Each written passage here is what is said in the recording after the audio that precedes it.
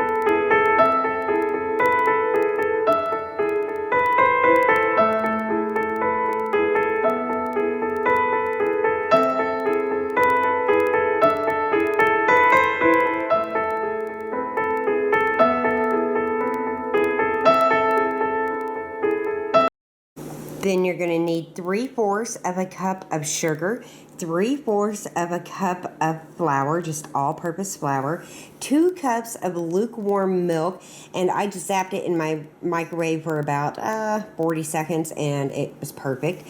1 stick of butter melted, 1 teaspoon of pure vanilla extract, an 8x8 brownie pan, some spray, nonstick spray, and a little powdered sugar for dusting afterwards. And I usually like a blueberry or a blackberry, some type of berry on the top, but I will show you that when I plate it up. So let's get making this delicious magic cake.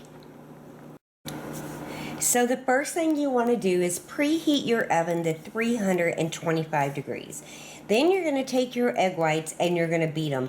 I don't know if you saw my recipe for eggs in a cloud. It's exactly the same thing. I'm going to be using my hand mixer today. I do have a KitchenAid that I love, but I don't always love cleaning it. So today I'm breaking out my hand mixer. I know most of you have at least a hand mixer, if not a KitchenAid. So I'm just going to whip my egg whites till they're fluffy and can form a peak. So here we go.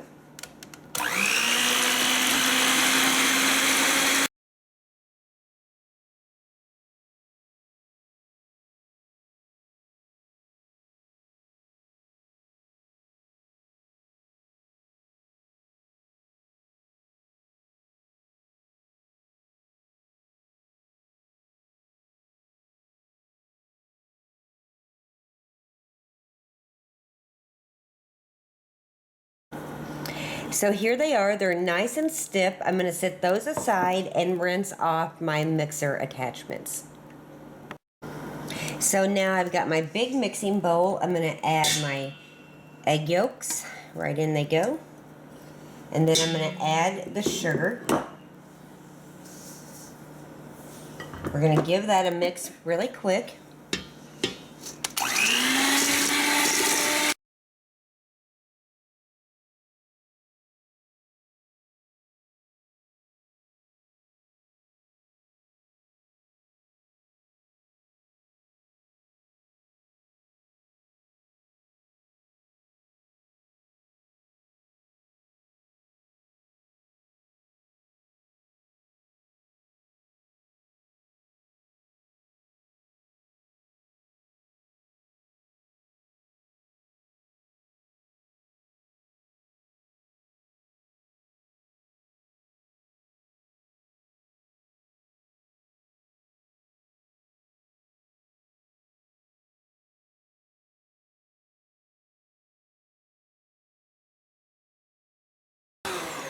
Okay, once they are nice and light, see how light they are? I hope the lighting's okay. Then all you're going to do is add your butter. In it goes. Your melted 1 stick of butter. Add your vanilla.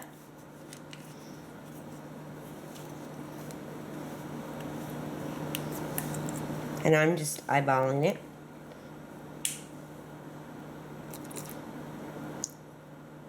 I like a little extra.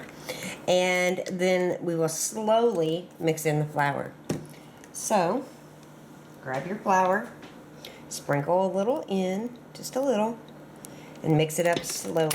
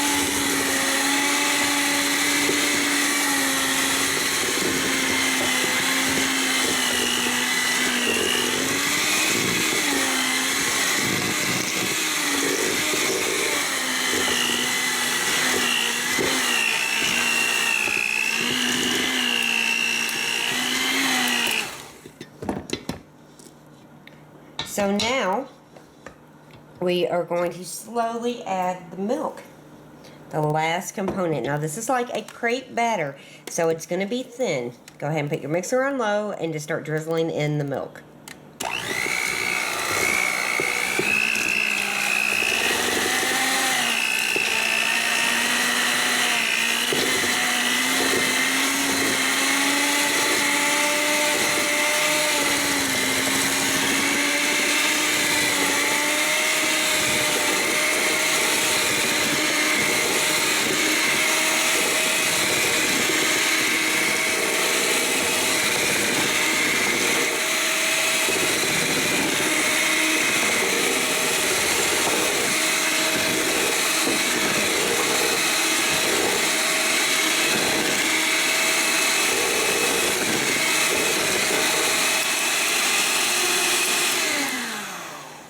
Okay, delicious already. So now, I just take a rubber spatula and just go around the edges, the bottom, make sure everything's dissolved. I am using a rather large bowl, so there we go. Everything's mixed up, and now we are going to take our egg whites and fold them in. So in they go, fold it over. Just work with a little bit at a time.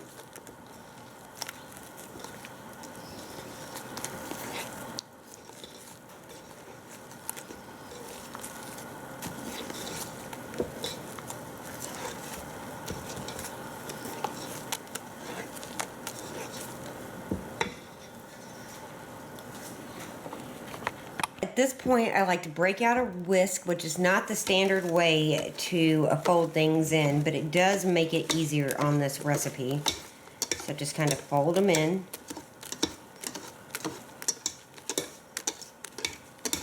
Doesn't look like your typical cake batter, but that's okay. Now the rest.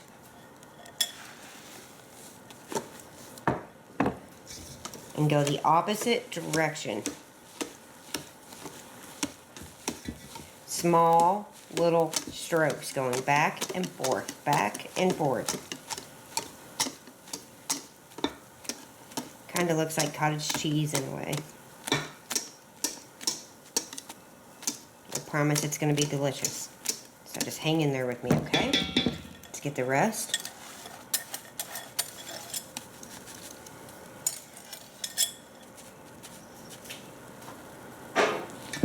Fold them in the opposite direction.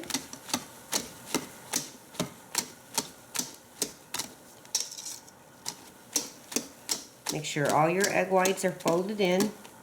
Why you fold them like this instead of just pushing them straight down is because you want it to maintain air. Okay, that's good. So then we are going to take our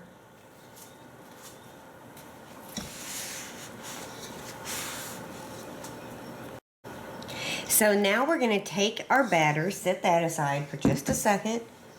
Take our 8x8. Now mine looks like it's been to hell and back, but that's just a sign of a really good brownie pan. You can double this recipe. Let me talk about it. If you want to make a big sheet cake or casserole, double the recipe. My grandmother used to quadruple it. She'd make so much of this. But this is the perfect size for us at home. And now it goes in.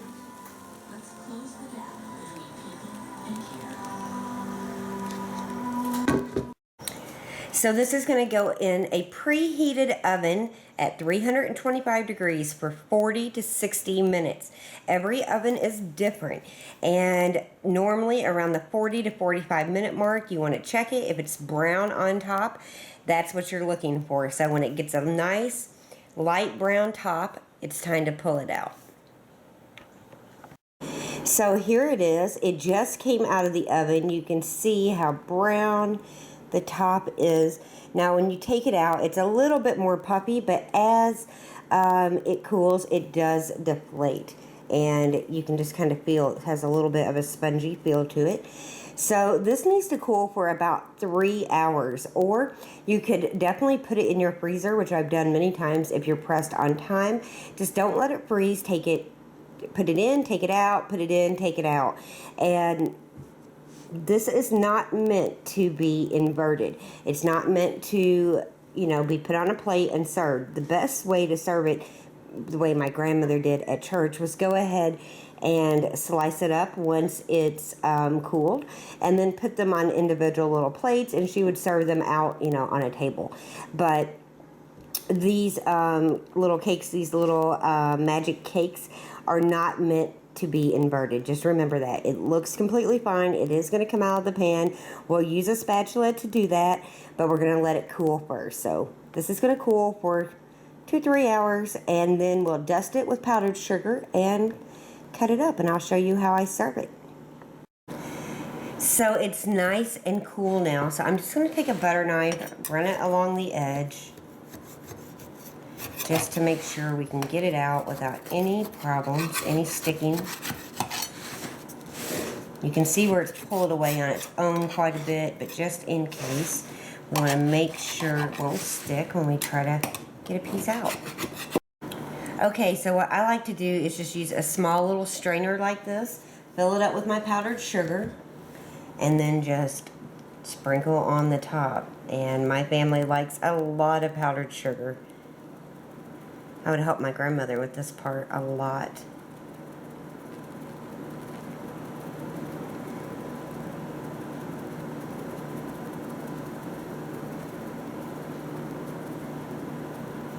There we go. So now I'll show you how I plate it up and serve it. Just keep watching. Okay, so I just cut it. I love using my cookie spatula because that's the perfect size. So this is the magic in the cake. You've got a dense layer, which is on the bottom. You got a custard-like layer right in the middle, and you got a fluffy cake layer right on the top. So that is the magic in this cake. Now let's plate it up. So this cake was relatively very easy to make. I think it's perfect for any church, school, or any function where you're going to be needing to take something sweet. This is very easy to make. You got the dense bottom, the custardly middle, and the fluffy cake part. It's just an amazing cake. It tastes delicious. It's easy to make. And, you know, I like topping it with a berry. You can see that I have a raspberry right on top, but I've actually used blueberries, blackberries, and even a strawberry on occasion. And it's so easy to make. It's perfect for spring or summer because it's light and it's airy, and it's just a delicious cake you can make really easily with stuff you already have on hand. So I hope you've enjoyed this recipe. I'm going to come back next week and show you the chocolate version because actually, I don't know, it's a real big toss-up on which one I like the best. But I'm going to come back and show you that next week, next Wednesday. And you can make this anytime you want because it's that simple. Be sure to leave me a comment below if you do make it. Let me know how you like it. If you have any questions or anything you're concerned about, by all means, leave those below also. And the recipe in full is in the down bar. It's also on Pinterest. I pin all of my recipes. And it's on my blog at kjaggers.com. Let me know again if you make this because I can't wait to see how many of you guys love it as much as we do. So thank you, Grandma Mary, for this delicious, wonderful recipe that you passed down. I know it's everywhere on the internet. I'm sure my grandmother did not invent it, but it was called Mary's Magic Cake after my Grandma Mary. So thank you so much for watching. I'll talk to you guys really soon. Bye-bye.